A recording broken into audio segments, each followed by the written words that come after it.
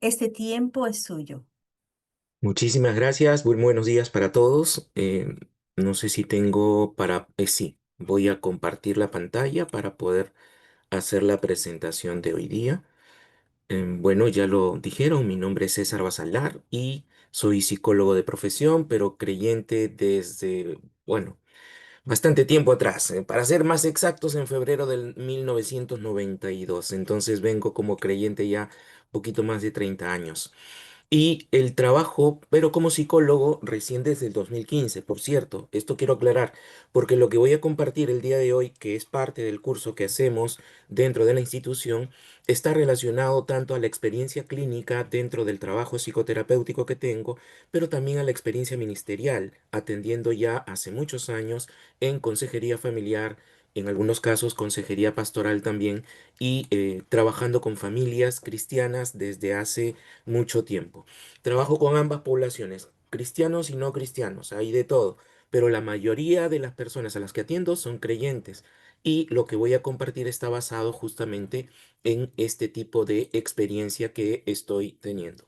Como bien lo decía Leticia, y gracias por la presentación, el tema de hoy que nos va a convocar está relacionado a la violencia familiar y cómo desde nuestra fe podemos ejecutar estrategias o algunas, incluso algunas ayudas para poder romper el ciclo y poder ayudar a las parejas. De hecho, el objetivo principal que hoy día quiero trabajar con ustedes va a empezar con el comprender y conocer estos ciclos para poder identificarlos y saber de qué manera trabajar. También vamos a identificar algunas señales, algunos mecanismos que mantienen el abuso y también vamos a integrar una visión bíblica de la restauración y del acompañamiento que debemos tener. Por cierto, una de las cosas que siempre dejo en claro antes de empezar un tratamiento con parejas es que la violencia no requiere de tratamiento de pareja, no necesita una terapia de pareja. La violencia necesita una terapia individual. Empecemos por allí, porque la mayoría de personas cuando trabajamos con parejas queremos asumir que todo lo que tenga que ver con la pareja se puede ayudar. Y desde la iglesia existe mucho eso, el deseo de apoyar y ayudar a las personas y a las parejas a poder reconstruir su matrimonio. Sin embargo, la terapia de pareja no ayuda a poder trabajar ni parar la violencia. Lo primero que tenemos que hacer es parar la violencia y luego de que paramos la violencia y trabajamos individualmente, podemos trabajar en la interacción como la pareja. ¿Por qué? Porque vamos a ver a continuación algunas condiciones que han estado ocurriendo al interior de nuestras iglesias. En nuestro país, en el 2014, se trabajó una investigación de la cual tuve un amigo muy cercano que fue parte de esta investigación y mi esposa trabajó como parte de las que tenían que transcribir todos los testimonios que habían recibido. Esta investigación se hizo en el 2014 por la institución Paz y Esperanza para hacer una evaluación de cómo está la violencia intrafamiliar dentro de nuestro país y se encontraron unas situaciones bastante complicadas, pero muy sorprendentes. De hecho, pasó en nuestro país, pero esto se replicó a nivel latinoamericano y definitivamente se encontraron muchos resultados muy parecidos. 7 de cada 10 evangélicos adultos peruanos fueron víctimas de algún tipo de violencia en los últimos 3 años de aquella época, dentro del ambiente del hogar. 7 de cada 10 cristianos evangélicos, familias evangélicas, familias cristianas en general, donde nos dimos cuenta que definitivamente convertirse al cristianismo o tener un conocimiento amplio de la Biblia no es suficiente para erradicar la violencia familiar. No porque Dios no tenga el poder de hacerlo, claro que sí. El dilema está en que estas condiciones se siguen viendo a lo largo de la historia. Y esto fue un estudio antes del COVID. No se imaginan lo que pasó después. De hecho, no se ha podido volver a replicar. Me encantaría encontrar mayor investigación, sobre todo a nivel latinoamericano, pero lastimosamente esta situación se viene dando al interior de muchas iglesias. Y desde mi labor terapéutica en clínica, básicamente nos hemos encontrado también con situaciones en las que esta misma situación se va de alguna forma viendo en diversos ámbitos, no solo de creyentes, y permítame con mucho respeto decirlo, sino también en hogares pastorales, en hogares donde hay líderes. Incluso me tocó atender a varias parejas que trabajaban con matrimonios, pero que vivían estas experiencias de dolor y dificultades en su vida. 5 de cada 10 encuestados responsabilizaron al diablo por la violencia. Y esto tiene mucho que ver con nuestro ámbito creyente. 3 de cada 10 creen que ocurre porque la mujer no se sujeta al marido. De tal manera que no es solo el conocer o convertirse lo que va a erradicar la violencia familiar, sino que también hay creencias que se van cultivando y en algunos casos transgrediendo desde la propia palabra de Dios que hacen que se perpetúe el ciclo de violencia. Entender mal o malinterpretar alguna de las historias bíblicas incluso, o de alguna forma de los conceptos o principios que Dios establece en su palabra, si no lo tenemos claro y equilibrado, podemos llegar a perpetuar esta violencia como ha ocurrido en muchas condiciones. Un tercer factor importante de por qué tenemos que hablar de violencia familiar al interior de las familias cristianas es que muchas veces hay personas que por el silencio o por la vergüenza guardan silencio y eso les impide buscar ayuda porque tienen miedo de denunciar. De hecho, 3 de cada 5 y 4 de cada 5 mujeres, 3 de cada 5 varones y 4 de cada 5 llegan a entender que sí, que hay que denunciar, pero que eso no va a dañar el testimonio cristiano. Claro, pero todavía hay 2 mujeres, perdón, 2 varones o una mujer que cree que no. Y por eso prefieren guardar silencio. Y por eso, por la vergüenza o por el miedo a fallarle a su iglesia, al pastor o a la comunidad, tienen miedo de denunciar, porque obviamente viene la idea de no puedo ir en contra de ello, no puedo dar mal testimonio, etcétera, etcétera, etcétera. Y finalmente, un factor importante también es entender que la gente, 7 de cada 10 varones y 6 de cada 10 mujeres, busca al pastor para buscar ayuda cuando hay casos de violencia. La mayoría lo primero que hace es trabajar directamente con su fe, ir a buscar al pastor cuando tienen esta condición de no saber qué hacer en las circunstancias de violencia. Y esto es una importante oportunidad para entrenarse y poder saber de qué manera actuar cuando hay este tipo de casos. Lastimosamente me he encontrado con algunos testimonios de algunas parejas que cuando vienen a consulta, vienen ya habiendo pasado por muchos pastores o muchos líderes que les han pedido hacer cosas que ellos mismos no lo podían entender. Recuerdo el caso de una madre de familia que venía sorprendida y no sabía qué hacer porque el día que fue a buscarle al pastor para pedir ayuda porque el esposo la golpeaba, el pastor le dijo de inmediato, hermana, es que probablemente usted no se está sujetando. Y por eso de repente el esposo está haciendo eso. Usted, hermana, tiene que orar más, le decía él. El consejo de orar simplemente o de no decir nada o quedarse callada, sumisa, porque ese es su rol como mujer, generaba que esta condición se perpetuara más. El ciclo de la violencia a veces se perpetúa por el consejo que nosotros damos. Mire lo importante que es, si usted tiene una labor pastoral, de saber cómo actuar en medio de estas situaciones, en medio de estas crisis, y no ser partícipe de la perpetuación de la violencia.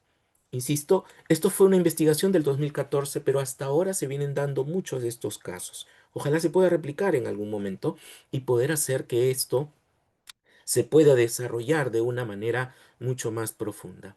Ahora, esto es a nivel eclesiástico, dentro de las iglesias, pero a nivel social, la Organización Mundial de la Salud tiene también algunas investigaciones que se hacen a nivel mundial, de donde sale que el 35% de mujeres alguna vez en su vida experimentó violencia física o sexual por parte de su pareja íntima, por parte de su pareja íntima. En otras palabras, los mayores casos de violencia están dados por la propia pareja, ya sea la actual o la expareja, que también sucede. Por cierto, es importante aclarar que la violencia familiar no solamente habla de la violencia contra la mujer o la violencia de pareja, también hay violencia hacia los hijos. Esta investigación habla mucho de ello y en clases, cuando nos toca analizar todos estos puntos, se evalúan también estas circunstancias. pero también últimamente, lastimosamente, la violencia hacia los progenitores, es decir, hacia el papá, hacia la mamá o incluso hacia los abuelos, está siendo cada vez mayor y dentro, y permítame decirlo con mucho respeto, dentro de la iglesia también hay violencia hacia los progenitores. Hay que tener mucho cuidado con eso. Después del COVID, lo que se encontró es que las llamadas post pandemia llegaron a ser 15 veces más, se quintuplicaron, 5 veces más, perdóname, 5 veces más de lo normal. 137 mujeres son asesinadas cada día por alguien que es miembro de su propia familia. Y menos del 40% de las mujeres experimenta violencia y no busca ayuda, ningún tipo de ayuda. Muchas de ellas se quedan. Y alguno puede decir, pero si se queda es porque o le gusta o simplemente le cree demasiado. No, mis hermanos, la violencia es traumática. La violencia genera un trauma en la persona que la anula en su autoestima. Por más que la persona quiera salir por sus propios medios, no puede. Porque la persona que ha sido coercitiva, la persona violenta, la persona dominante, que en este tiempo ya no es solo violencia del hombre contra la mujer, la violencia es bidireccional, esa condición hace que el que domina o la que domina provoque en la persona una anulación de su estima personal. Y al no tener una estima personal suficientemente fuerte, termina quebrada, termina atrapada la persona dentro de los lazos de la violencia. Esto es una condición bastante complicada de trabajar. Por eso, insisto, no se necesita necesariamente terapia de pareja. Lo que se necesita es trabajar individualmente, tanto con la víctima como con él o la persona victimaria. Porque la persona victimaria también requiere de ayuda, también requiere de apoyo. ¿Y por qué decimos todo esto? Porque la palabra es clara, mis hermanas, en Isaías, hermanos y hermanas, en Isaías 1:17, de acuerdo a la versión de Reina Valera contemporánea, lo expresa así: y aprendan a hacer lo bueno, a aprender a hacer lo bueno. Un punto importante es enseñar a nuestra comunidad a hacer lo bueno. Eso es algo que necesitamos como pastores, como líderes, como gente dentro de una comunidad, marcar la diferencia. Efesios dice que hemos sido creados para buenas obras. Por tanto, nuestro objetivo principal es aprender a hacer lo bueno. ¿Y qué implica eso de hacer lo bueno? Y miren qué claro y específica es la palabra cuando habla acerca de la justicia. Es reprender a los opresores. ¿Quiénes son los opresores? Son las personas violentas, son las personas que cometen violencia constantemente, no solo física con golpes, sino también psicológica a través de chantajes emocionales o a través de generar culpas, como lo vamos a ver más adelante, o incluso a través de esta sutil violencia llamada pasivo-agresiva, donde es alguien que aguanta, que soporta, que es calmado, que ante la sociedad se convierte en una persona bastante amable, pero en el interior, cuando está dentro del ambiente del hogar, se vuelve explosiva. Y eso también es parte de esta condición. Y luego específicamente habla de hacer justicia a los huérfanos, defender a los derechos de las viudas. Principalmente estos dos grupos principales de apoyo, de ayuda, a los huérfanos y las viudas. Pero es un mandato bíblico el poder hacer que la justicia pueda ser tratada dentro de la comunidad. Ahora es importante también entender que la violencia se aprende. Quiero que me digan, por favor, mientras ven esta imagen, qué es lo que le llama la atención de esta imagen. Escríbalo, por favor.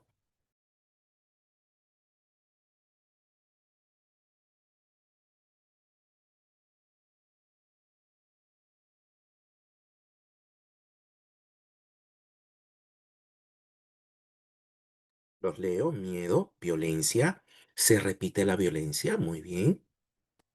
Ciclos de violencia, traumas, perfecto. Imitación, buena palabra, Marta. Se ve como un ciclo, claro que sí.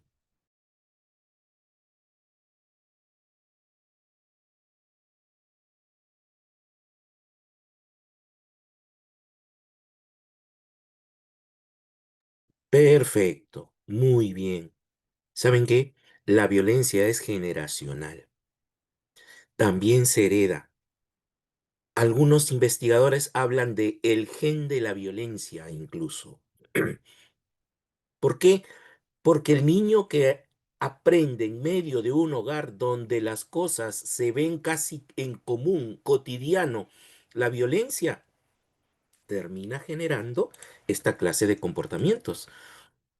Hay un investigador, Bandura, que decía, no se nace con repertorios prefabricados de conducta violenta. No se nace con eso, pero pueden ser adquiridos por observación de modelos o por experiencia directa. Por eso es que se repite. Por eso es que la violencia va de generación tras generación. Por eso es que un factor de riesgo es haber nacido en un hogar violento. Por eso es que es importante que cuando nosotros hablemos con las personas que vienen en consulta, podamos primero preguntar cómo fue su infancia, cómo fueron los padres con él, con ella. Y créanme que la gran mayoría de personas que vive violencia al interior de su hogar es porque lo ha vivido antes. Recuerdo el caso de una paciente que decía justamente que la relación en la que ella estaba no la satisfacía. Se sentía totalmente insatisfecha, aburrida muchas veces por esa relación. Y cuando empezamos a explorar y a preguntar qué le aburría, ella decía es que no hay nada adrenalínico, decía ella. O sea, no hay nada que le impulsara adrenalina. E incluso decía, no hay nada que me lleve a hacer algo. En mi familia era una cosa diferente, decía ella. Ahí papá y mamá peleaban todo el tiempo. A veces papá la golpeaba a mamá. Y me siento como que acá en mi familia mi esposo me trata, pero con ternura. Me trata bien, nunca me grita, nunca se molesta. Y eso me enoja, decía ella. Ella venía a buscar por qué se sentía tan mal en un ambiente que era tan bueno en la actualidad. Y no se había dado cuenta que mucho del dolor que ella cargaba era de su infancia. Y al haber estado acostumbrado en vivir en un ambiente así, llega el momento en el cual la persona comienza a experimentar eso y comienza a buscarlo. Comienza a tratar de saber qué más hacer. Y a veces la mayoría no encuentra respuesta porque no tiene que ver con lo actual, tiene que ver con lo vivido. Veo que están escribiendo también, dice, recuerda hermano que en Cristo cortamos con dicha generación de violencia en nuestras familias. Ojalá sea cierto, Micolo, honestamente, ojalá sea cierto en la práctica. Debiera ser así perfectamente, pero muchas veces mucha gente sigue ejerciendo violencia y aún, como lo vamos a ver más adelante, hasta bíblica. ¿Por qué? Exacto, Lilu, porque extrañaba el dolor, porque era un padre enojado, porque de alguna forma, lastimosamente, el mundo se ha llegado a introyectar, se le llama, se ha metido en el cuerpo humano de la persona. Y muchas veces la violencia termina siendo solo un reflejo de aquello que no ha sido sanado en su interior. Por tanto, puede ser adquirido por observación de modelos, pero también el maltrato en la infancia enseña que es legítimo y a menudo necesario golpear a la pareja. Eso también se ha visto en muchas investigaciones. El dilema, mis hermanos, es que los cristianos no golpean físicamente, muchos de ellos, pero muchas veces sí golpean psicológicamente. Y ahora vamos a ver por qué. ¿Qué es lo que pasa? Miren, hay un ciclo que se repite. La violencia se le llama un ciclo porque pasa por una serie de fases, de periodos. Primero está la fase de acumulación de tensión, donde la persona va llenándose y llenándose y llenándose y llenándose hasta el punto de explotar. Explota con agresividad, no soporta y después viene el arrepentimiento. Perdóname, yo no soy así, es que tú me buscaste, o como diría Adán, la mujer que me diste, ese momento en el cual pasa el proceso de lo que se llama la fase de luna de miel, donde se reconcilian, donde van a buscar ayuda, donde piden perdón, donde dejan de gritar, golpear o lastimar por un periodo de tiempo, hasta que la tensión vuelve a acumularse, hasta que la atención vuelve a tener esa sensación de estar creciendo y creciendo y creciendo. Recuerdo a alguien que me decía, mi hermano, yo trato de aguantar, pero no puedo. Es que no se trata de aguantar, aguantar es reprimir. Y Jesucristo no vivía sus emociones reprimidas. Jesucristo tenía, cuando de alguna manera vemos la vida emocional de Jesús, cuando vemos que la vida de Jesús, sus emociones, fue totalmente espontáneo y libre, él no reprimía sus emociones. Él tuvo la libertad de poderle decir a su propia madre, ¿qué tienes conmigo, mujer? Mi hora no ha llegado. A su propia madre. Y María no se ofendió. A su grupo de discípulos decían, ¿hasta cuándo los habré de soportar? Ustedes no entienden. Tenía la capacidad y la libertad de expresar su enojo, no solo con las cuerdas que llegaba a vivir en las condiciones del templo, cuando vio que estaban vendiendo y haciendo del templo toda una serie de mercado. No solo fue allí. Se indignó cuando no dejaron pasar a los niños. Por eso es que gritó, dejen a los niños que vengan a mí. Pero también fue sensible a su dolor. Tuvo la capacidad de agarrar a sus tres más importantes amigos más cercanos de él y decirle, mi alma está angustiada hasta la muerte. Mi alma está angustiada hasta la muerte. No se cayó, ni, con mucho respeto lo digo, ni dijo, vamos hermano, el Señor está contigo, todo lo puedes en Cristo que te fortalece. No, dijo, mi alma está angustiada hasta la muerte. Hay una versión bíblica que dice, tengo miedo de morir. Y claro que lo tenía, y no era para menos, pero no fue de aquellos que dijo, no sientas el dolor, vamos, o como en algún momento también se ha dado, en algunos lugares, en donde se les dice, si hay un pariente fallecido, no tienes por qué llorar. No, no, no, no, ¿para qué vas a llorar si está en el Señor? El Señor ha querido en su jardín esa flor. Es lo más doloroso que he encontrado en algunos episodios donde he tenido que trabajar el duelo de algunas personas. ¿Por qué? Porque no se permite expresar la vida emocional que la persona tiene y que Dios ha creado en cada uno de nosotros. Esta dinámica de haber estado constantemente dentro de este ciclo de que primero se acumula tensión, se aguanta, se reprime, pero luego explota y luego pide perdón y luego nuevamente se acumula tensión y luego explota y luego pide perdón y sigue dando vueltas y vueltas y vueltas.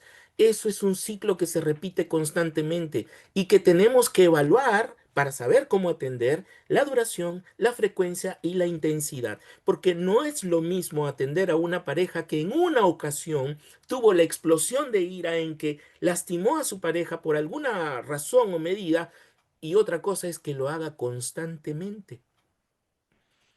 Esto es importante de analizar y evaluar. Y esto es parte de la ciencia, mis hermanos. Esto es investigación científica. No es bíblica probablemente, pero es investigación científica que se ha corroborado con muchas, muchas, muchas investigaciones. Ahora, el gran problema que hemos tenido en la iglesia es que muchos no hacemos ciencia, así como los científicos nunca leen su Biblia. Muchos de los científicos no quieren saber nada de la fe, porque solo están en razón, razón, razón. Y muchos de los de la fe no quieren saber nada de ciencia, porque solamente están en fe, en fe, en fe, en fe. Cuando necesitamos, de alguna forma, trabajar en equipo entre ambas cosas. Quiero compartirles, por favor, algo que en mi experiencia de psicólogo trabajando, me he dado cuenta que sí, en el hogar cristiano hay periodos de calma. O sea, sí hay momentos en que todo es color de rosa, como dirían algunos. Pero cuando se acumula la tensión, viene el problema y terminamos en una condición donde la tensión física y emocional se dispara, se incrementa el malestar y terminamos con conductas o comportamientos impulsivos que no solamente tienen que ver con gritos, insultos y reclamos, sino que también viene con amargura, con desesperación y en algunos casos con amenazas. Estas conductas impulsivas es lo que lleva a muchos adolescentes a cortarse, porque la tensión está tan fuerte que no saben cómo lidiar con ella. De la misma forma, esta es la conducta impulsiva de las personas o algunas adolescentes también que terminan comiendo demasiado o dejando de comer o comienzan a consumir pornografía.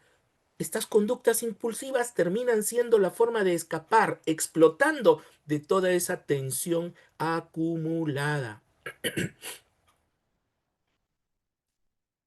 Alguien está haciendo una pregunta, me parece. A ver, dice, no piden perdón, cuando no piden perdón, ni mucho menos reconocen es por perfil ya de una persona. Ahora vamos a ver el perfil del victimario o la victimaria y de las víctimas. Ahora vamos a responder esa pregunta. Dice, si no me detengo y hago un alto de mis acciones, no seré transformada ni por la palabra. Así es. Tengo que reconocer por qué actúo así. Nadie podrá cambiar nuestra manera de vivir. Solo Jesucristo, definitivamente. Pero cuando somos conscientes y cuando somos capaces y valientes de aceptar nuestra propia debilidad. Pablo diría, diga el débil, fuerte soy. Solo cuando aceptamos nuestra debilidad es cuando podemos aprender a ser fuertes. Que una persona adulta ya casada vea pornografía es sintomatología de acumulación de tensión, tensión acumulada que no sabe cómo manejar. Básicamente es eso, no es que sea una persona adicta a la pornografía o al sexo, es muchas veces es algo que no sabe cómo manejar. Y de hecho, hay mucho trabajo que se tiene que hacer al interior de la iglesia sobre lo que en algunos hemos llamado la pastoral de las adicciones, saber cómo trabajar estos temas de adicciones desde la pastoral. Muy bien, esto es lo que pasa, este proceso lo pasa de manera individual, ¿de acuerdo? Pero nadie vive solo, pues hermanos, nadie vive solo. Todos vivimos, sobre todo en violencia familiar, o en pareja o con la familia. Por tanto, ¿qué es lo que ocurre? Que con el tiempo los periodos de calma desaparecen. Y al desaparecer los periodos de calma, aparece tensión, explosión, culpa y remordimiento. La mayoría de cristianos vive esto. Está sintiéndose culpable, se remuerde la conciencia, pide perdón a Dios y ya, se vuelve una luna de miel. Está un periodo tranquilo, un mes, 2 meses, pero con el tiempo vuelve de nuevo a darle vuelta a la tensión acumulada, se acumula y vuelve de nuevo la explosión hasta que después con el tiempo ya no siente culpa ni remordimiento.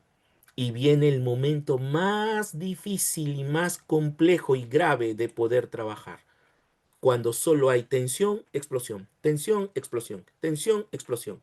Aquí el peligro ya es de muerte, muerte por homicidio o muerte por suicidio, ¿eh? Porque hay personas que no pueden soportar y es difícil de poder soportar. Por eso es que les digo, lo primero que hay que trabajar con la violencia de pareja no es terapia de pareja, es terapia individual. Y es buscar a la ayuda necesaria, tanto para el control del enojo y de la ira, como para ayudar a la persona a que pueda recuperar su estima, su valor, su valía, su forma, su autonomía, su forma de cuidarse. De hecho, como les decía, esta situación ocurre a nivel individual. Pero ¿qué pasa en pareja? En pareja viene un momento en donde lastimosamente como iglesia no hemos sabido trabajar una interpretación adecuada de lo que es la sumisión. Si yo le pregunto, ¿la autoridad de Dios fue dada al hombre o la mujer? ¿Qué me responderían ustedes? Escríbalo, por favor. ¿La autoridad que Dios le ha dado es al hombre o a la mujer?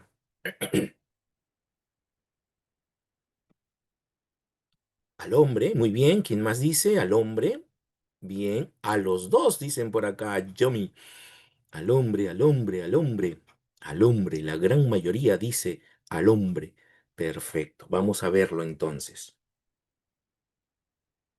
Vamos a hacerlo como los hermanos de Berea. Vamos a analizar. Timoteo dice 2:12, no permito a la mujer enseñar ni ejercer dominio sobre el hombre, sino estar en silencio. Muy bien, David. Eso está en un contexto. Y sería bueno de poder analizar este texto en un contexto para que no se convierta en puro pretexto. A los dos, dice Fanny, a la humanidad. A los dos, dice Pedro también. Hombre y mujer, a ambos. Eso es cultural. Carlos, muy bien dicho. Eso es cultural. Ahora, quiero que analicemos bien juntos esto, porque por favor no me quiero entrar a una lucha o a una condición de polémica, ¿eh? Pero veamos lo que dice Génesis 1:28. Cuando Dios le dice al hombre, fructificad y multiplicaos, ¿se lo dice al hombre o a la mujer? Cuando Dios le dice, llenad la tierra y sojuzgadla. Sojuzgar tiene que ver con administrar, ¿eh? Con colaborar, con hacer un juicio juntos, ¿no? Sojuzgar la tierra. ¿Al hombre o a la mujer? A los dos. Por ahí alguien dice, el hombre solo no puede. Muy bien, Alejandro. ¿Cómo pueden multiplicarse solos? Claro, no podrían. Exacto. El mandato cultural de Génesis es a los dos. Perfecto. Pero luego dice, señorear sobre los animales del campo y de los cielos. Y señorear significa ser señor. ¿A quién se lo dijo? ¿Al hombre o a la mujer? A los dos. Y los bendijo Dios. Los bendijo Dios. Mire usted, era una autoridad compartida. Si usted analiza el libro de los Proverbios, cada vez que el padre le da un consejo al hijo, le dice, oye la voz de tu padre y no olvides la voz de tu madre. Átalas a tu cuello. Le da el mensaje a los dos. Los padres son un equipo de autoridad. El gran dilema que hemos tenido es que cuando empezamos a generar estructuras, ahí es donde viene la complicación. ¿Por qué? Porque ¿qué es lo que perpetúa la violencia en la pareja? Tener este tipo de enseñanzas y que haya una dependencia emocional, económica o espiritual en esta jerarquía. La mujer debe estar por debajo del hombre, entonces depende del hombre, depende económicamente de él, espiritualmente de él, y más no se imagina la cantidad de gente que viene a mi consultorio a decirme, doctor, ¿cómo hago? Porque el hombre de mi casa no quiere ser el sacerdote de su hogar, no quiere orar, no quiere leer la Biblia, y esa angustia hace que muchas mujeres terminen generando mucho dolor y mucho control, incluso dentro de la relación. Fernando dice, el verso que estamos viendo está en el contexto de la iglesia que Pablo estaba escribiendo. Claro que sí, claro que sí. Ahora lo vamos a ver justamente sobre el libro de Efesios. Dios no anula a ninguno, es la cultura quien lo hizo. Perfecto, Liliana. En Dios el hombre y la mujer somos uno, claro que sí. Es Ashim y el feminismo. Ashim, no entendí eso, Pedro. Si puedes aclararlo sería mejor. La mujer es la ayuda idónea del varón, depende de los hogares. Soy casado con una judía cristiana y el hogar lo manejamos los dos. Perfecto, Carlos, excelente, gracias por compartirlo. Ayuda adecuada del hombre.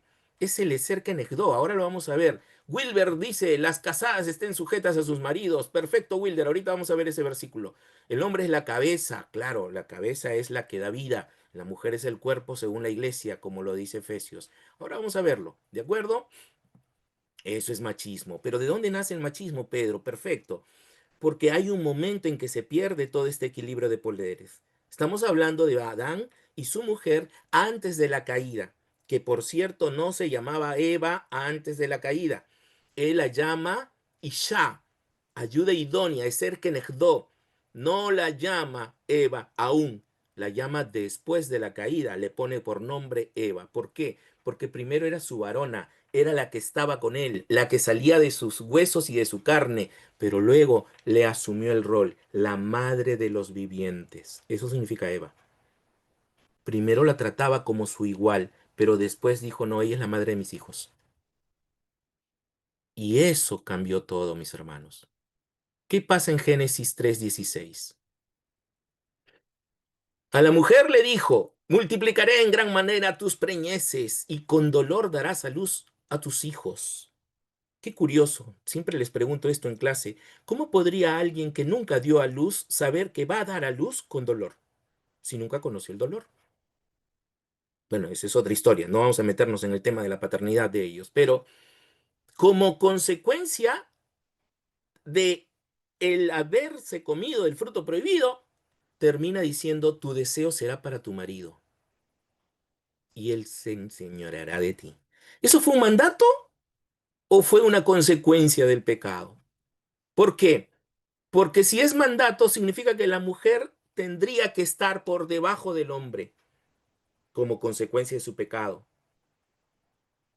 Pero si es consecuencia de la consecuencia del pecado, cuando alguien viene a redimirte del pecado, te libera de esa consecuencia y te mantiene y te llega, te lleva al nivel del cual o para el cual fuiste creada. La mujer, esta estructura de machismo que mencionaban hace un momento, no es por el ejercicio que Dios quería o había buscado desde el principio. En Génesis 1 y 2 no hay un ejercicio de poder, hay un rol compartido. Pero aquí, lastimosamente, producto del pecado y como consecuencia de haber desobedecido, apareció el dolor y el desequilibrio de poderes. Aquí es donde empieza a haber ya la consecuencia que hasta hoy le hemos puesto del término machismo. Y la mayoría está de alguna forma, tratando de poder hacer que esto siga dándose en la vida humana, cristiana. Me interesa este de Micolo, dice, estoy seguro que si el hombre no hubiera tomado del fruto, no se hubiera completado el pecado. Claro que no. Pero aquí es otro tema, ¿no? Dice, la mujer es la que provocó todo esto, ¿no? La mujer es la primera persona que tuvo al hombre comiendo de su mano. Pero miren, ¿dónde estaba Adán cuando Eva comienza a conversar con la serpiente? ¿Dónde estaba Adán cuando Eva mira ese fruto que está prohibido? ¿Dónde estaba Adán cuando Eva coge del fruto y lo come? ¿Dónde estaba Adán? La Biblia refiere que estaba ahí a su lado y no hizo nada, solo que agarró y comió. Estaba a su lado, comió al igual que ella. El error más grande que hemos tenido todas estas épocas es echarle la culpa a la mujer de todo lo malo que pasa. Pero ¿dónde estaba Adán? ¿Y qué hizo Adán? La mujer que me diste. Esa es otra historia. Eso lo analizamos mucho más profundamente en la clase. Voy a seguir avanzando para poder terminar a tiempo y escuchar sus preguntas o inquietudes, ¿eh? Bueno, eso pasa producto del pecado. Pero ¿qué es lo que dice Pablo? Pablo en Efesios dice, ustedes que honran a Cristo deben sujetarse los unos a los otros. Por ahí alguien hablaba de la sujeción de la mujer al hombre. Pero mire mi hermano, Pablo decía en el verso 21 que la sujeción es mutua, no es solo de la mujer para con el hombre. ¿Cómo se expresa esa sujeción mutua? Para las mujeres se expresa con respeto y honra hacia el varón, y para los varones se expresa por un amor sacrificial hacia la mujer. El respeto de la mujer hacia el varón no significa subordinación, significa una actitud voluntaria de poder hacer que lo que se trabaje como equipo pueda sostenerse en el tiempo. La sumisión no es subordinación. La sumisión es la actitud voluntaria de la persona de decir, ok, voy a obedecer lo que tú estás diciendo. Es una actitud voluntaria frente a un liderazgo digno de ser imitado, por decir de alguna manera. Porque, muy bien, Carlos, porque prima el amor. Pero ¿cuál es el tipo de amor que muestra en este caso el varón para con su mujer? No es un amor que se anula. Un amor sacrificial no es un amor que te mueres. Dice la palabra en mismo Efesios que Jesucristo se presentó a sí mismo, una iglesia sin mancha, sin arruga. Se la presentó a sí mismo. ¿Qué significa eso? Que Él es el encargado de cuidarla, de protegerla, de lavarla con la palabra. O sea, los varones somos llamados también a honrar y respetar a nuestra esposa. Así como la esposa es llamada también, no solo a honrar y respetar, sino también a amar al esposo. Amor y respeto. Esta condición los devuelve al equilibrio de poderes. Por eso es que cometemos el error más grande cuando en casa una madre de familia le dice al hijo que debe castigar, espérate que venga tu papá y le voy a decir lo que has hecho para que te castigue. No, mi hermana, usted también tiene la autoridad de poder hacerlo. La disciplina es de los dos. Escucha la voz de tu padre y no olvides la voz de tu madre, como lo diría Proverbios. Entonces, estas condiciones, mis hermanos, han estado tradicionalmente en nuestras cabezas tantos años que nos hemos olvidado de lo que la ciencia dice y hemos promovido sin quererlo o en la filosofía del Chavo del Ocho, sin querer queriendo, hemos terminado promoviendo la violencia dentro de nuestros hogares cristianos. No se trata de que el hombre se tenga que enseñorear. Mire, mi hermano, si usted quiere autoridad, reclamándola, la está perdiendo. Si usted reclama autoridad para con sus hijos o para con su esposa y tiene que decirle que yo soy el hombre de la casa porque yo soy la cabeza, porque la palabra dice que yo soy la cabeza, significa que no lo es, porque la cabeza da vida. La cabeza no exige al cuerpo hacer algo. Es más, el cuerpo muchas veces hasta solo, hasta solo actúa. No sé a cuántos le habrá dado alguna infección del estómago donde su cabeza le dice, tranquilo estómago, no hagas nada. Pero su estómago trabaja por sí mismo porque está herido, porque está dolido, etcétera, ¿no? Entonces, hay cosas que se necesitan trabajar. Leo por aquí a Fernando, dice, esa teología paulina es válido para el contexto que está escribiendo y también para nuestros tiempos, pero en las enseñanzas de Jesús nunca se ve que dice eso, más bien le da a la mujer el mismo lugar del equilibrio, presencia, liderazgo. Claro que sí, de eso estamos hablando justamente en Efesios.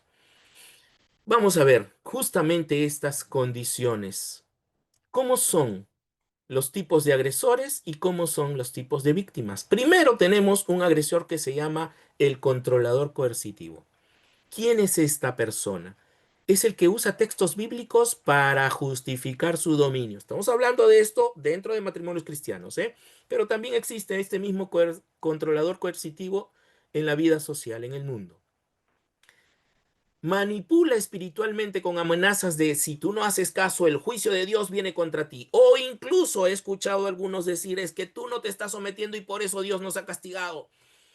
Tú te mereces esto que estoy haciendo contigo porque tú no estás yendo a la iglesia, porque no estás orando, porque no estás, y etcétera, etcétera, etcétera. Manipulación, mi hermano. Manipulación sobre la desobediencia de Dios, ¿no? O sea, tienes que obedecer. Y la Biblia dice que no te puedes negar. He escuchado muchos testimonios así, mis hermanos.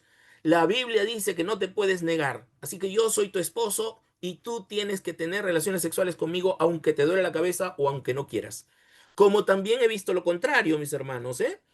El contrario de decir, no, pues no quiero, pues ahora que tú no has ido conmigo, ahora que tú no me has comprado esto, yo no quiero tener sexo contigo. Se utiliza el sexo como castigo, en algunos casos mujeres y en otros casos varones. Existe también lo que se llama el pasivo agresivo, el que no golpea, pero humilla, manipula, ignora emocionalmente. Es que el que no te hace caso, el que simplemente decir, bueno, pues, pero ¿te vas a doler por eso? O sea, ¿te vas a quejar por eso? Al menos tienes trabajo, ¿no? Sí, pero mi trabajo me siento que me están presionando a hacer cosas que no debo o que no quiero. Pero es tu trabajo, ¿no? Tienes que trabajar, ¿no? Dice el pasivo agresivo. ¿Qué vas a hacer? ¿Para qué te estás quejando? Tú callado nomás, tienes que seguir avanzando. O algunas que vienen y decir que este dinero nomás es, ¿no puedes buscar otro trabajo? ¿Tan poquito te pagan? ¿Por qué sigues ahí? ¿Qué haces con eso, con ese trabajo? ¿Por qué me traes ese dinero? Esto no sirve para nada, toma tú. Y perdónenme, hay parejas que terminan diciéndose eso de alguna forma, ¿no? Se victimiza, ¿no? Es que, pastor, usted no sabe cómo es ella, pastor, usted no vive con ella, mire cómo me trata. Cosas así. Eso es manipulación. Incluso llegan a fingir debilidad o enfermedad para justificar su falta de responsabilidad. Es que yo soy el que sufre, es que yo no puedo, es que tú sabes que yo me pongo mal cada vez que tú me reclamas. Entonces, si tú me reclamas y yo estoy mal, tú tienes la culpa. No, mis hermanos, eso es una agresión. Es un tipo de violencia psicológica, pasivo-agresiva. Y finalmente está el arrepentido cíclico, que tiene explosiones violentas seguidas, pero luego se arrepiente, pide perdón, pero no asume las consecuencias. No hay procesos reales de transformación. El viejo hombre sigue saliendo. Estas condiciones siguen ocurriendo y se repite el ciclo, ¿no? Tensión, explosión, culpa. Pero se queda callado, todo es calma y de nuevo una nueva explosión, una nueva tensión, una nueva explosión, otra vez la culpa, como lo hemos visto hace un momento. Esos son los tipos de agresores que pueden ocurrir dentro de algunos lugares o contextos cristianos. Esto, por si acaso, mis hermanos, es algo que se está investigando. No es que se me haya ocurrido. Son cosas que están viviéndose al interior de muchas iglesias. Ojalá Dios los guarde a ustedes y sus ministerios de caer en situaciones como estas. Pero si recibe en algún momento a alguien que está viviendo estas experiencias, aprenda. Aprenda a escucharlos sin juzgarlos y aprenda a dar una ayuda que tenga su fe por delante, pero acompañado también de lo que dice la ciencia. Veamos lo que dicen los tipos de víctimas. Lo primero es lo que se llama la víctima espiritualizada. Y permítame, por favor, aclarar esto. No es que esté mal decir algunas de las frases que se dicen, pero hay mucha gente que interpreta el sufrimiento como parte del plan de Dios. No, Jesucristo dijo, en el mundo tendréis aflicción, pero no dijo, en el mundo, vayan al mundo y busquen la aflicción. No, no, no, no, no. Cargar la cruz no significa necesariamente que uno tenga que buscar el dolor, porque aun cuando la palabra dice que el amor es sufrido, no significa que debemos de sufrir por amor. Estas interpretaciones del sufrimiento como parte del plan de Dios hace que las personas se queden en el rol de víctima constantemente, pensando que Dios alguna vez lo va a cambiar o la va a cambiar si él o ella permanece fiel en la relación. Y lo que hacen es posponer su bienestar producto del miedo a desobedecer a Dios o desobedecer su voluntad. Recuerdo el caso de una pareja que tenía miedo de divorciarse. No me puedo separar de él. Yo sé que el Señor lo va a poder transformar. Estoy orando mucho para que el Señor lo transforme. Pero lastimosamente esta persona no quería ser transformada. Seguía siendo violento con ella. No quería asumir la condición que tenía de ser agresivo con ella. La insultaba, la humillaba y en algunas ocasiones hasta la golpeaba, aunque él decía que era para poder defenderse, porque ella venía a atacarlo y él la empujaba, pero su empujón era mucho más fuerte que ella y por eso en algunos momentos dijo él, pues se golpeaba la cabeza, ¿no? En la cama o se golpeaba la espalda contra el mueble, pero es porque él empujó, no la golpeó, simplemente la empujó, pero el empujón ha sido tan fuerte que la terminó golpeando. Es una víctima espiritualizada que no quiere separarse porque cree que todavía hay la posibilidad de hacer algo. Miren, mis hermanos, la posibilidad de hacer algo por Dios es válida y lo va a hacer, pero no estando juntos. No necesariamente, porque ninguno ha sido llamado a ser esclavo de nadie. La palabra es clara con respecto a eso. Nadie ha sido llamado a ser esclavo de nadie. Lo mismo se aplica con las infidelidades constantes, mis hermanos, ¿eh? Porque la Biblia dice que a no ser por causa de la fornicación no debe haber divorcio, pero si hay causa de fornicación y la persona no quiere arrepentirse, ni da muestras ni frutos dignos de arrepentimiento, entonces tiene toda la libertad de divorciarse, bíblicamente hablando. También está la víctima silenciada y ahí sí estamos todos metidos, mis hermanos. De alguna u otra forma, el mensaje que damos también es parte de este proceso. Ora más, el amor de Dios todo lo puede. Dios odia el divorcio y claro, nos aprendemos todos los versículos bíblicos que están en contra de, de lo que de alguna forma está mencionado en la Biblia. ¿Por qué? Como les dije hace un momento, porque es un texto fuera de contexto por puro pretexto. Y por eso es importante el estudio bíblico, el estudio de las ciencias bíblicas de ser necesario, de los cursos bíblicos que se dan en las diferentes organizaciones para entender la palabra de una manera adecuada. Hay algunos que incluso temen denunciar y afectan. ¿Por qué? Porque creen que van a afectar el testimonio de la iglesia, el testimonio del esposo. Esto le pasaba a una pastora que, pues como su esposo era el pastor de la iglesia, tenía miedo de denunciarlo porque obviamente él era muy reconocido, pero lastimosamente cuando entraba en sus momentos o en sus ciclos o en sus periodos de ira, terminaba siendo muy agresivo con ella, ¿no? Y prefería irse a las misiones dejando a su familia o prefería irse a visitar a alguien dejando a sus propios hijos. Yo atendí a algunos de sus hijos incluso y se sentían muy mal porque decían yo no tengo papá, me siento huérfano, cuando el papá era papá de todos los demás, menos de su propia familia.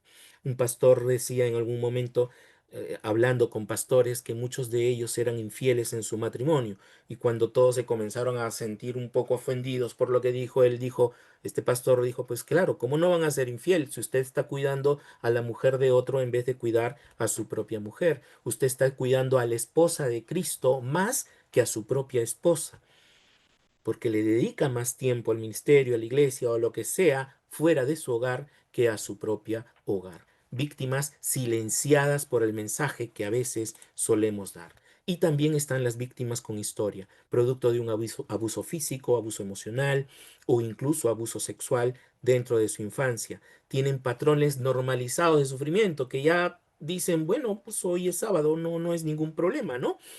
Bajo el control, bajo la sumisión, y por ello posponen su cuidado personal, creen que aguantar es amar. Por ahí alguien preguntaba, ¿y qué cosa significa el amor es sufrido? No significa que sufras, significa que soporta. El amor es el soporte que uno tiene para poder sustentarse, pero no es aguanta, no es aguantar el dolor o, o el, o el sufrimiento, sino es ser soporte de apoyo para alguien, como la mesa que necesita un soporte para poder estar equilibrada, plena. Necesita cuatro patas. Esas patas son el soporte de la tabla que llamamos mesa. Entonces, eso es el amor, el que soporta para poder ayudar a otros, no el que aguanta, no el que recibe el dolor. Y esto hace que muchas veces la persona no reconozca la violencia y menos rompa el patrón. Esto se está viendo en muchos adolescentes. La gran mayoría piensa que el adolescente no debe pensar en el amor ni en el enamoramiento, y sin embargo, las investigaciones refieren que a los 14 años se vive la primera experiencia de pareja y a los 16 la primera experiencia de violencia. ¿Cuáles son? Cuando el adolescente comienza a insistirle a la pareja que les dé sus cuentas de redes sociales o que le baje o quite fotografías de sus redes o que borre a todas las mujeres o a todos los hombres de sus redes sociales porque ya estás conmigo. Eso es control. Y eso termina generando violencia. Y esto mismo pasa no solo con la víctima, sino también con los hijos de la víctima. ¿Por qué? Porque antepone la necesidad de sus hijos para que no se queden sin padre o sin madre y por eso prefieren continuar en el rol de víctima. Cosas que necesitamos prestarle atención para saber qué hacer. Voy terminando con esto. ¿Qué hacemos entonces? Me dirá usted. Este ciclo de periodo calma, tensión, periodo de calma que luego acumula tensión y explosión, requiere de alguna forma una nueva ruta. Mire cómo se da la ruta. De la tensión pasa a la explosión. De la explosión pasa a la culpa. Y de la culpa nuevamente a la calma. Y sigue dando vueltas en este círculo vicioso.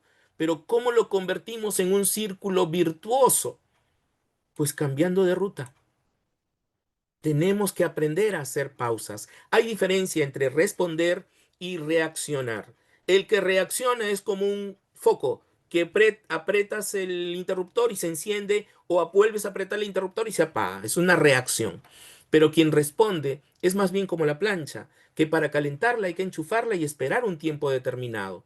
El que responde evalúa. Está el estímulo que le empuja a hacer algo, pero está la respuesta que quiere dar y evalúa qué respuesta quiere dar. El que reacciona no evalúa, de frente a un automático, como lo vimos acá, pasa la explosión, pero el que responde hace una pausa. Por eso es que Proverbios diría la blanda respuesta.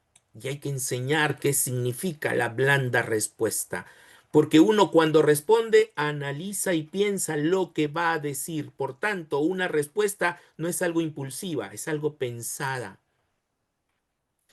La blanda respuesta quita la ira, mas la palabra áspera hace subir el furor.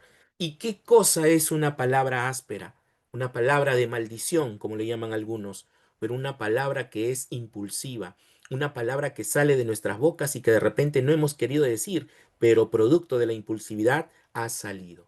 Hay que cambiar de ruta, hay que hacer una pausa, pero también no solo nos quedamos allí, el libro de Proverbios dice, el corazón alegre es una buena medicina, pero el espíritu quebrantado consume las fuerzas. Hay que dirigir nuestra atención hacia lo que estamos sintiendo, hacia lo que estamos viviendo. Hay que dirigir estas condiciones que tenemos bajo la dirección del Espíritu Santo, pero también de lo que estamos sintiendo. Prestarle atención a nuestras emociones es lo que Jesucristo hizo cuando estuvo a punto de ir a la cruz, donde oraba al Señor y le decía, por favor, si es posible, quita de mí esta copa. Porque él sabía todo lo que estaba viviendo y había miedo, mis hermanos, y no se condenó su miedo.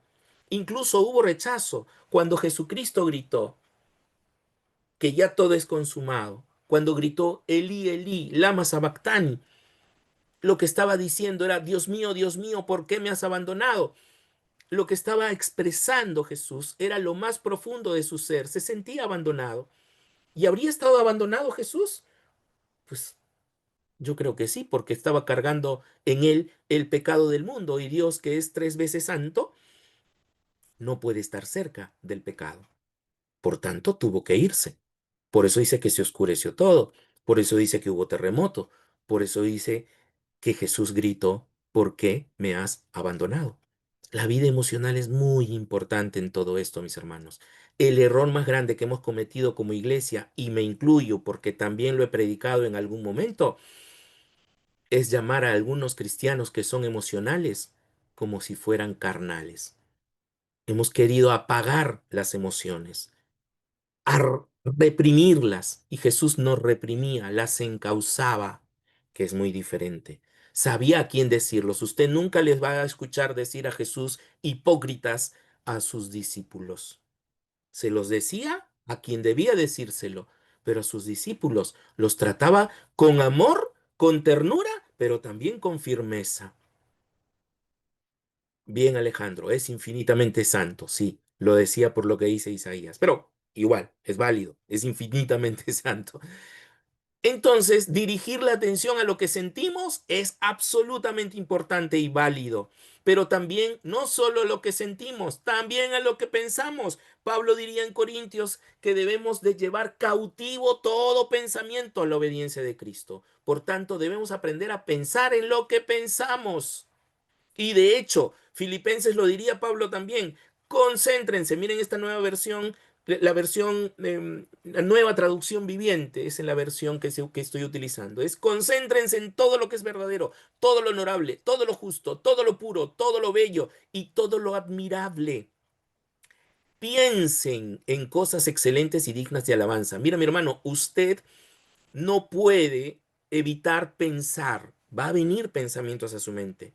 Pero lo que sí puede hacer y evitar es quedarse en el pensamiento o dirigirlo hacia otro lugar. Concéntrense, dice, en todo lo que es verdadero. En esto pensad, diría la Reina Valera. O sea, te da un marco en el cual nosotros debemos aprender a acostumbrarnos a pensar. Todo esto tiene que ver con el hacer lo bueno que veíamos al principio. Luego tenemos, finalmente, cambiar la conducta. Como Pablo lo diría en Efesios, el que hurtaba, miren lo que dice, ¿ah? Si hurtabas, no hurtes más, pero no se queda allí, sino que dice, trabaje, haciendo con sus manos lo que es bueno.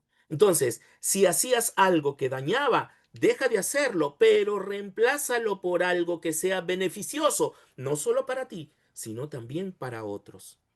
De eso se trata el comportamiento humano. Y miren cómo llega al comportamiento, ¿eh? La nueva conducta aparece después de haber reflexionado y después de haber vivido o identificado mis emociones. Siento, pienso y actúo. Hago una pausa para sentir y darme cuenta de lo que siento, para pensar y darme cuenta de lo que pienso y luego elegir un camino y darme cuenta de lo que hago. Es una conducta adaptativa. Y termino con esto último. ¿Cómo hacemos entonces para romper el ciclo con todo esto? Ir a los periodos de calma y mantenerlos, sostenerlos en el tiempo. No se preocupen por nada, diría Filipenses, Pablo a los Filipos, ¿no? En cambio, y ahí viene el reemplazo una vez más, oren por todo. Díganle a Dios lo que necesitan y denle gracias por todo lo que Él ha hecho. Miren, si mis hermanos, cuando ustedes, cuando ustedes le piden algo a Dios, no podemos dejar de acompañarla con agradecimientos. El agradecimiento incluso transforma nuestras neuronas, mis hermanos. Hay estudios muy relevantes a nivel de las neurociencias donde se habla que el estar agradecido transforma literalmente nuestro cerebro. Por tanto, es elegir cambiar de ruta, mis hermanos. No es volver de la tensión a la explosión, es pasar la pausa primero y comenzar a hacer un trabajo de adentro para afuera. Primero lo que siento, lo que pienso y luego lo que hago. La mayoría juzga y mira lo que la persona hace, pero no se da cuenta que detrás del hacer hay un pensar, hay un sentir que nadie ve. Y eso que todavía hace falta un factor importante más, es el contexto histórico y cultural al que pertenece la persona. Muchos de ustedes han hablado de muchos contextos culturales de los versos bíblicos que hemos usado. Perfecto.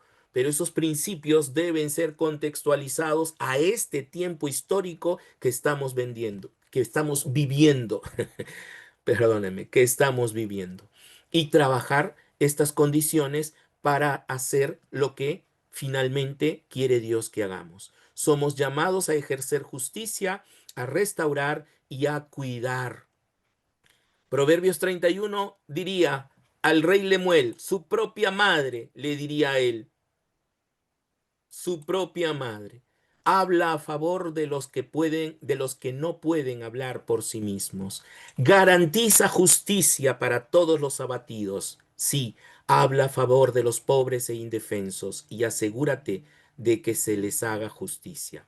Muchos se han enfocado solo en hablar y predicar sobre la mujer de Proverbios 31. Me ha tocado en grandes oportunidades que Dios me ha dado de compartir este tema, donde he trabajado el hombre de Proverbios 31. Porque esa mujer de Proverbios 31 es el reflejo de este hombre de Proverbios 31. ¿Quién hallará a una mujer así? Hay muchos que oran por una mujer de Proverbios 31, pero ellos ni siquiera llegan a Proverbios 1. Y eso los lastima, los limita.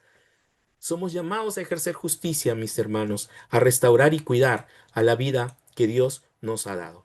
Hasta ahí mi disertación. Muchísimas gracias por prestarme atención y quedo a disposición de ustedes. Muchas gracias, profesor César. ¿Qué tal? ¿Qué les ha parecido esta clase demostrativa? Carlos mueve su cabecita, dice que sí. Muy interesante, ¿verdad? Con muchas, al escuchar podemos también traer a nuestras mentes personas que están pasando por procesos de violencia y aún también de los que van participando, ¿no? Así que esto y mucho más ustedes van a recibir en el diplomado en Consejería y Orientación Familiar. Profesor César, permítame compartir mis pantallas y mientras ustedes van escribiendo, van pensando aquellas preguntas que desean hacer, les vamos a dar ese tiempo para que lo puedan hacer. Permítame compartirles y comunicarles que estaremos iniciando el día sábado 9 de agosto, es decir, el siguiente sábado, el diplomado en Consejería y Orientación Familiar.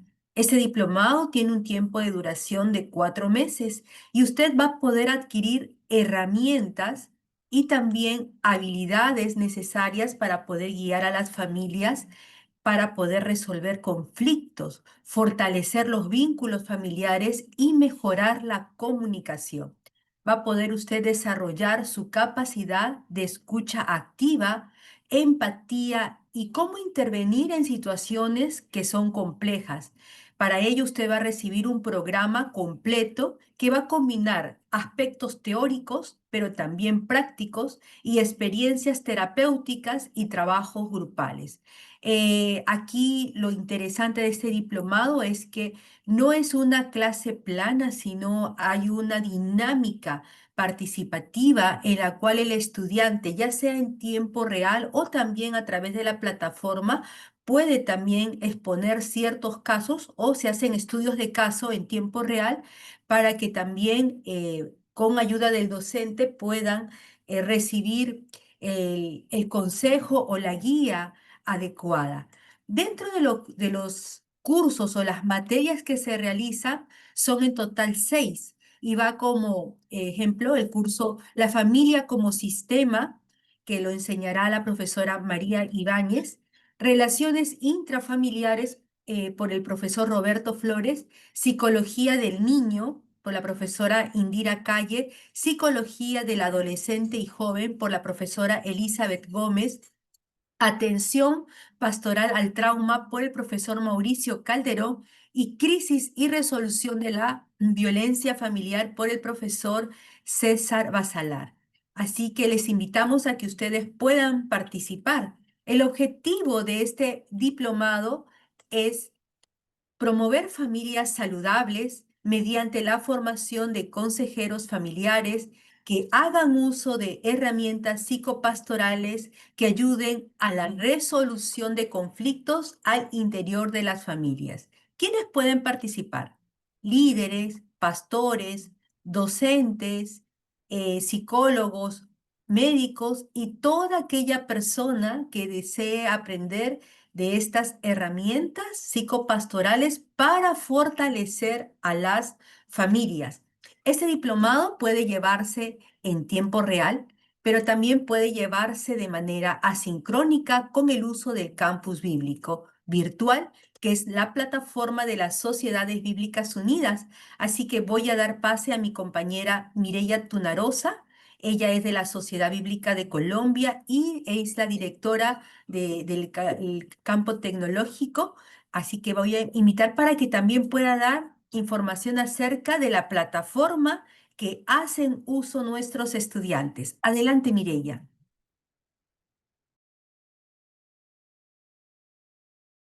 A ver, un ratito. Hola, buenos días a todos. Ya tengo los permisos para entrar. Es un gusto estar acá, realmente escuchar al profesor César y ver todas las bondades que tiene este curso. Realmente creo que los anima. Voy a pedirle al anfitrión que me permita habilitar pantalla. Pero queremos mostrarles y contarles que este proyecto tiene una plataforma interactiva donde van a tener el seguimiento de su clase, saber matricular sus tareas, tener el espacio para compartir con el profesor. Ay, sorry que tenía abierto el... Y acá queremos contarles que esta herramienta es una herramienta interactiva que el proyecto ha dispuesto para todos nuestros estudiantes. Buscamos que tengan el acompañamiento para poder ver, atender y acompañar toda su clase. Ustedes se dan cuenta del rico material y las clases tan profundas que los profesores hacen durante todas sus clases presenciales. Pues aquí en esta plataforma van a poder revisar las clases, estar todo el tiempo, tanto sincrónicamente, que es cuando está el profesor, entrarán a la clase, podrán entrar, marcar su asistencia y llevar un control de lo que está pasando. Aquí estoy entrando a una de nuestras materias, verán la descripción, podrán marcar su asistencia, ver el contenido de la clase y acceder a la clase cuando la clase se está dando presencial.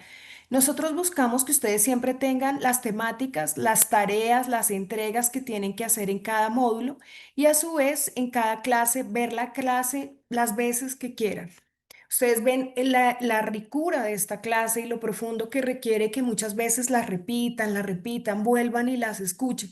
Durante todos los 4 meses de su tiempo con nosotros en la plataforma, podrán acceder a las clases y verlas las veces que quieran y tendrán material adicional. Todos sus profesores les dejan artículos, videos y mucho material enriquecido para que puedan fortalecer sus competencias. Igualmente tendrán los tests, los trabajos de grado y tendrán los foros para compartir. Como mencionaba Leticia hace un momento, esta es una de las clases que tiene más espacio para interactuar con sus compañeros y para interactuar con el profesor. Entonces, dentro de la plataforma hay un foro para que usted hable y exprese todo lo que quiera y también deje sus clases y sus notas, sus trabajos. Nosotros acompañamos todo este proyecto con la plataforma para brindarles herramientas que les permitan fortalecer sus competencias. Así que los animamos a ser parte de este diplomado porque sin duda va a mejorar mucho sus competencias en todo lo que hacen ministerialmente y en su vida personal. Muchas Gracias. gracias, Mireya. Quiero comunicarles que este diploma, o sea, cada estudiante que participa del diplomado va a recibir un usuario, una contraseña del campus bíblico. Sí, señor. Ahora, ¿qué es lo que usted va a encontrar en el campus bíblico? Va a encontrar lecturas que los profesores brindan para apoyo de cada clase. Van a encontrar videos de refuerzos temáticos. Va a encontrar la clase que queda grabada de tal manera que el estudiante puede volver a verlas, pero asimismo todos los recursos quedan para ustedes. Ustedes pueden descargar esos recursos, ¿no? Y guardarlos para su uso.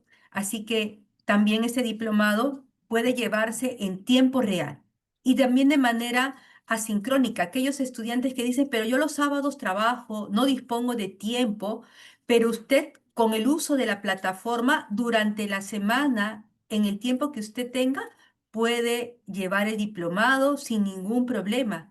Así que les animamos a poderse comunicar con nosotros. He compartido en el chat los enlaces o de los contactos. Allí va a encontrar los WhatsApp de cada país. Busque su país, escríbanos y vamos a enviarle la información a detalle. Y con mucho gusto, para nosotros será todo un gusto recibirlos como estudiantes. Y este diplomado no solamente es informativo, sino es terapéutico realmente, ¿no?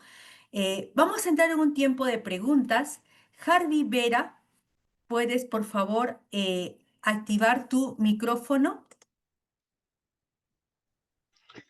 Bueno, muy buenos días. Perdónenme, tengo apagada la cámara, estoy un poco quebrantado de salud, pero contento por la oportunidad que Dios me da de poder escuchar esta hermosa enseñanza.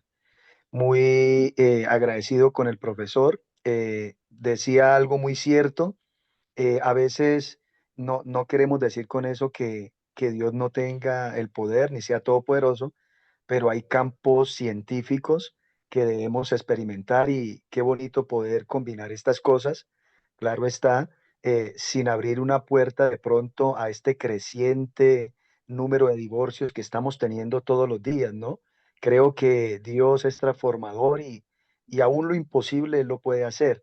Mi pregunta, mi estimada profesora, eh, ¿qué costo tiene? ¿Cómo podemos inscribirnos? Es nuevo para mí. Hay un compañero pastor que está aquí, me está explicando.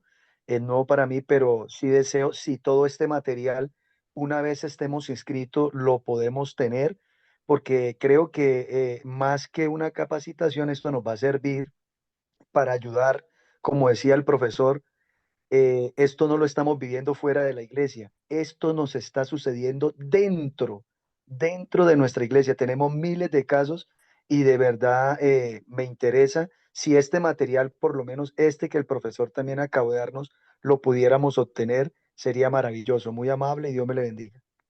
Ok, todo este material queda grabado y se comparte a las personas. Cada clase también queda grabada. Nos preguntabas, ¿dónde puedes pedir información?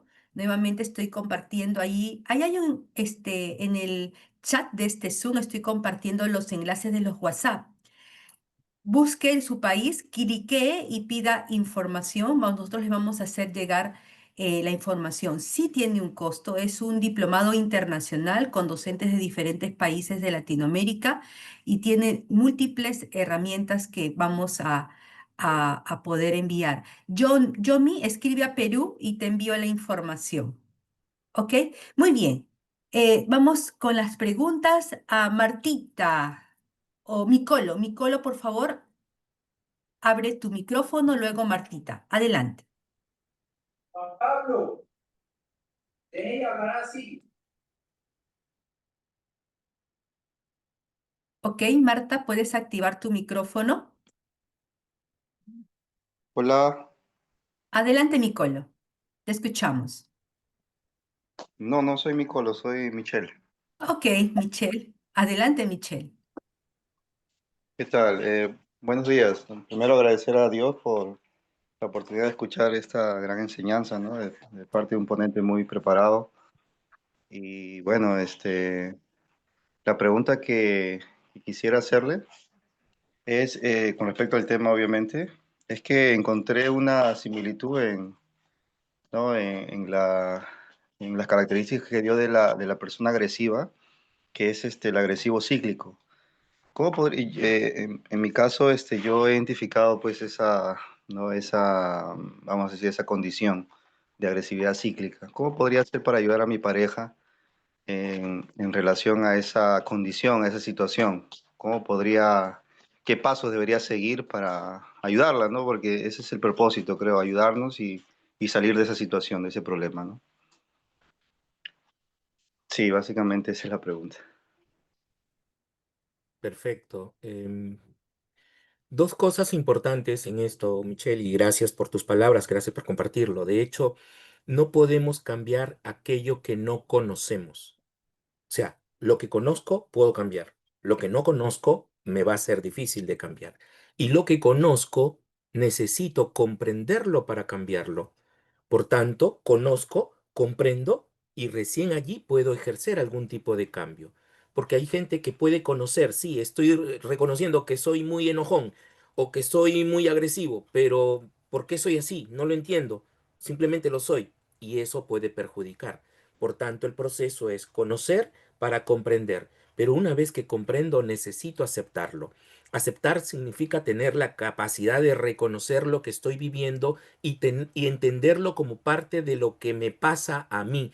Ya no es la mujer que me diste, es soy yo asumiendo mi responsabilidad frente a mi propio enojo, a mi propia violencia, a mi propia ira, a lo que me esté afectando.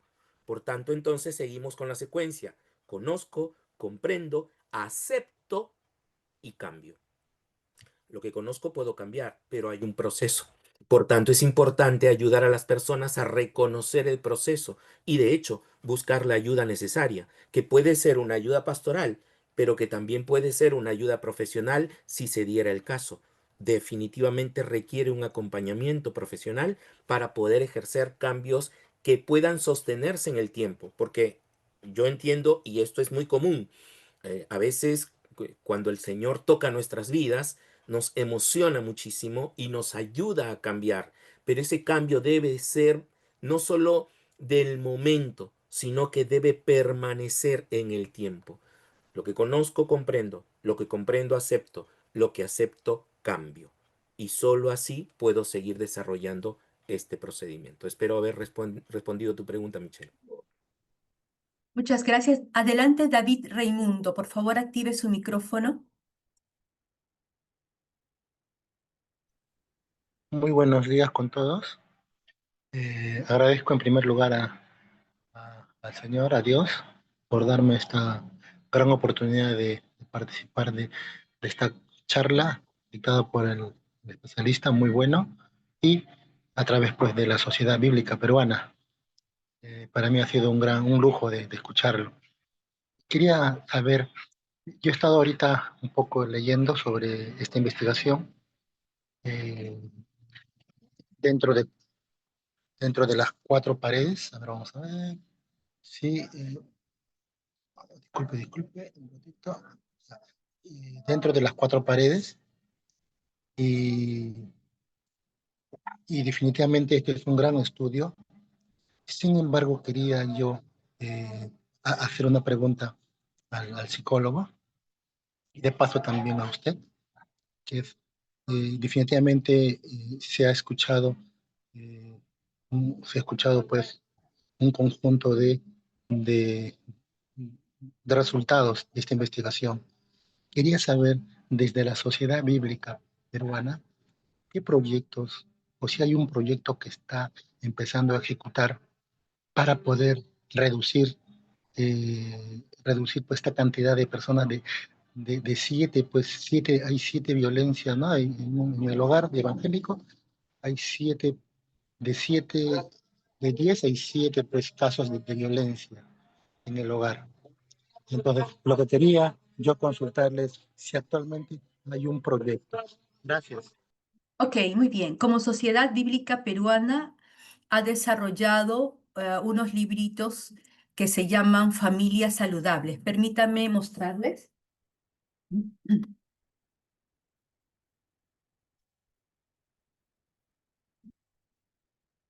Voy a sacar el fondo de mi pantalla.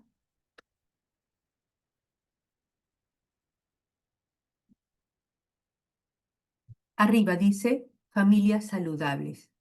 Son 5 lecciones y tienen una serie de títulos. Y estos son packs de libros que se ponen a disposición de las iglesias y también de manera local brindamos capacitación y se está haciendo eso también para nivel de Latinoamérica, ¿no? Entonces, si usted es de Perú, puede acercarse a la Sociedad Bíblica de Perú y puede también tener este material de apoyo, ¿no? Para su comunidad de fe. Muy bien, seguimos Si me adelante, Liliana. permites, si me permites, Sí, Leticia, adelante. una cosita más por si acaso, esta investigación, uno de los autores, de los participantes de esta investigación es el profesor Mauricio Calderón, que va a estar con ustedes también. Así es que si tienen más preguntas sobre esta investigación, el profesor Mauricio, gran amigo y colega mío, él fue parte de esta investigación dentro del equipo. Incluso si usted averigua en la bibliografía de esta investigación está su nombre como parte responsable de toda la parte de análisis estadístico que hizo. Así que con mucho gusto creo yo que él va a poder responderle muchas cosas más acerca de esta investigación. Y si esto ya es a título personal, Leticia, con mucho respeto lo digo, sería muy bueno que se replicara nuevamente esta investigación a nivel de Latinoamérica, ¿no? Y qué bien si es que sociedades bíblicas pudiera involucrarse en eso, sería fabuloso. Sí, estamos justamente en eso, estamos en eso y apoyo lo que está diciendo el profesor César, ¿no? O sea, por un lado, tenemos allí a uno de los docentes involucrados en este material de familias saludables y justamente hay biblistas, teólogos, traductores, ¿no?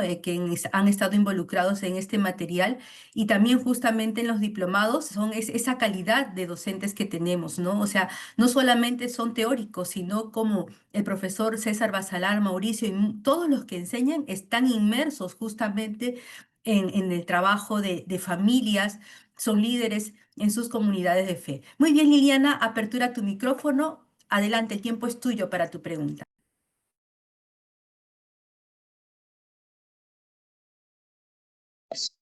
Hola, muy buenos días para todos. Dios les bendiga. De aquí, Cali, Colombia. Muchas gracias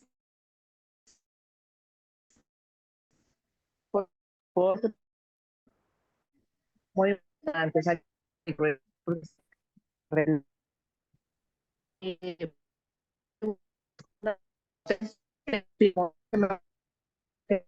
Liliana, tu señal Tenemos conflictos en la familia. Eh, día ya me está dando. tu Aló, señal tu ¿se señal dañó? se corta. Aló. No, se corta. Se corta tu señal. Ay, entiendo. Sí, te invitamos a escribir tu pregunta en el chat. Vamos a dar pase a Heriberto, por favor. Adelante, abra su micrófono y haga su pregunta.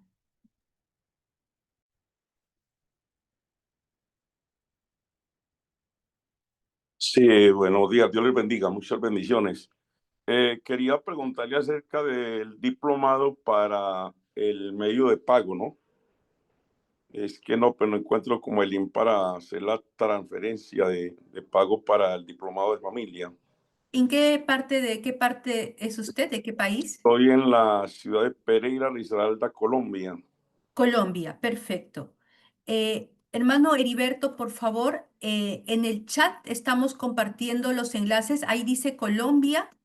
Por favor, hágale clic y le van a le van a enviar ahí los medios de pago del diplomado. Ahí estoy, acabo de compartir, por favor, puede ver. Muy Ah, bueno, bien. le agradezco. Sí, a usted, muchas gracias. Adelante, Vero, de manera puntual tu pregunta. Espiritual. Saludos, buenos días desde Quito, Ecuador. Les agradezco muchísimo por tan valiosa enseñanza que nos están compartiendo.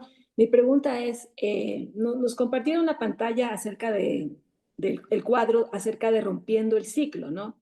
Un cuadro muy bueno. La pregunta que tengo, porque no me quedó muy clara, es, en este cuadro de rompiendo el ciclo, después de hacer una pausa, el siguiente paso es dirigir tu atención hacia la emoción. Esa parte no me queda clara, porque si la emoción es ira, enojo, o sea, ¿cómo se maneja este paso de dirigir tu atención hacia la emoción? Muchas gracias. Perfecta pregunta, Vero, y gracias por la pregunta. Esto lo desarrollamos dentro de la clase también. Pero les puedo adelantar algo. Cuando nosotros dirigimos nuestro enfoque hacia la atención, hace un momento le explicaba el proceso. Conozco, comprendo, acepto y cambio, ¿no es cierto? Esto aplicado a la vida emocional habla de full lo que se denomina inteligencia emocional. Es aprender a conocer la emoción, a comprender por qué y cómo actúo con esa emoción, a aceptarla como parte de mí para luego ejercer modificación. Las emociones son como un río. El río va a fluir siempre y cuando encuentre un cauce adecuado, pero cuando el río no encuentra un cauce, se desborda. Lo mismo pasa con nuestras emociones. Las emociones como un río necesitan un cauce, no necesita desbordarse. Cuando no le damos el cauce adecuado, ahí es donde se desborda. Las emociones se manejan por intensidades. Si tuviéramos un nivel, un termómetro emocional, podríamos ver y darnos cuenta que en algunos momentos la emoción se siente bajito y en otros momentos se siente intenso. Por tanto, necesito aprender a reconocer esas modificaciones en mi vida y por eso se llama prestarle atención a lo que sientes, a tus emociones, para saber regularlo, como si tuviera un volumen, como si yo estuviera escuchando una canción a todo volumen, no lo voy a poder escuchar bien. Y si lo escucho muy bajito volumen, tampoco. Necesito darle el volumen adecuado. Lo mismo pasa con nuestras emociones. Hay que darle el volumen adecuado. Una vez más, insisto con el proceso. No puedo cambiar lo que no conozco. Por tanto, conozco, comprendo, acepto y cambio. Espero haber respondido tu inquietud, Vero. Excelente, muy bien. Y vamos con, a ver, Hugo Luis Cuenca.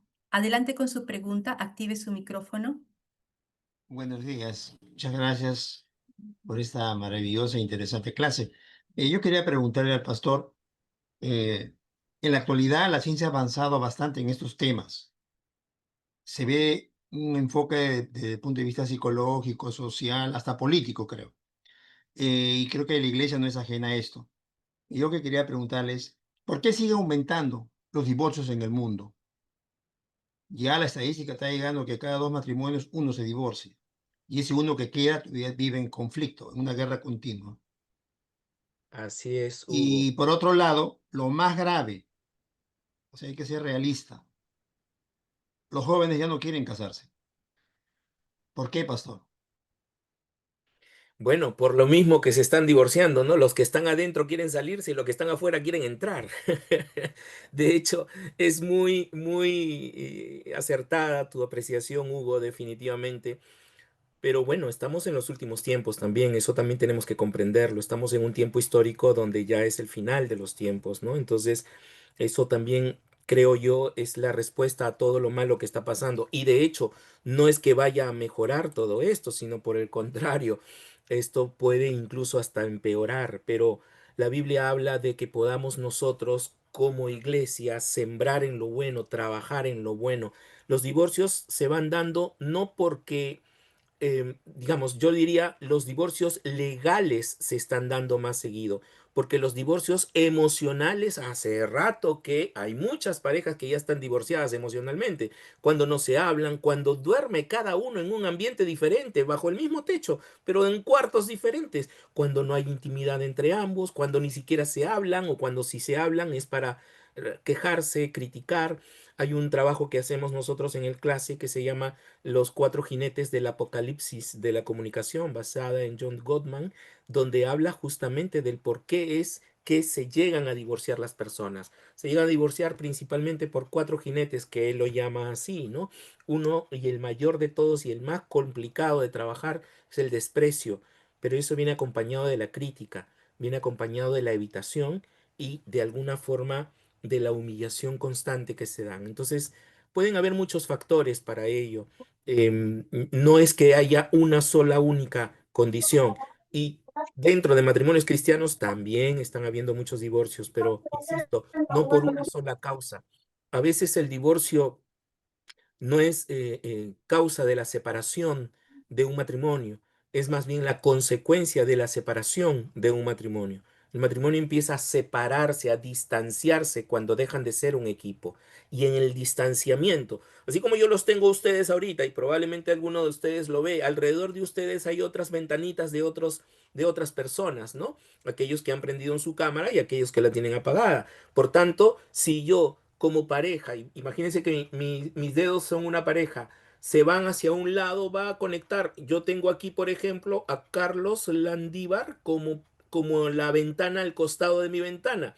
Si me voy hacia el otro lado, tengo a Marelvi González. Entonces, si la pareja va a ir junta. Pero si empieza el distanciamiento, alejarse de mi pareja implica acercarse, en este caso, a Carlos.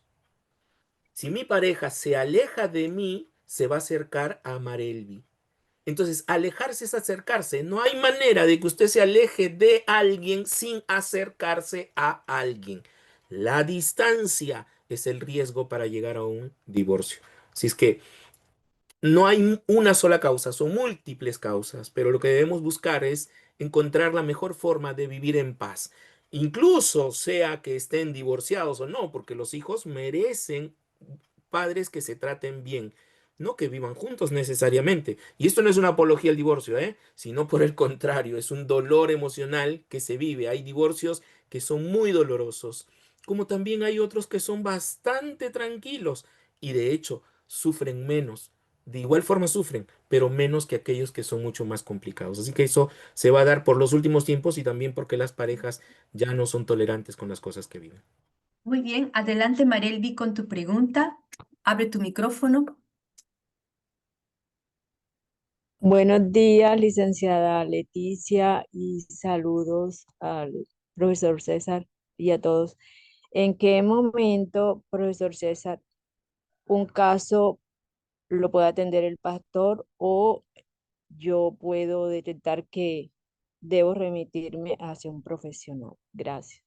Perfecta pregunta, Manelvi. Lo que vemos mucho en el curso también es poder entender este ciclo de violencia como esos tres factores que vimos, ¿no? El tema de la frecuencia, la intensidad, principalmente estas dos, frecuencia e intensidad.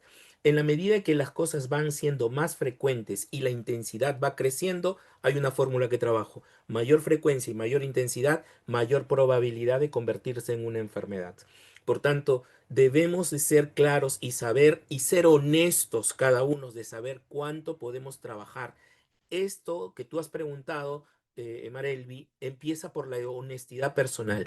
¿Yo puedo tratar un caso así o necesito derivarlo? Ahora, derivar no significa olvidarse del caso. Como agentes pastorales, lo que podemos hacer es tener un acompañamiento. Incluso si es que ha sido derivado a un profesional, acompañar este proceso con el profesional. La vida espiritual es sumamente importante. Nosotros los psicólogos vamos a atender específicamente la vida emocional y la vida incluso de relaciones interpersonales, pero no vamos a atender el espíritu. Para eso está la comunidad, para eso está la iglesia, para eso está la labor pastoral de acercamiento, de acompañamiento, en un trabajo conjunto, en equipo. Y en algunos casos, incluso nosotros los psicólogos debemos derivar a un médico para poder ser atendido a algunas causas orgánicas o fisiológicas que la persona está sufriendo.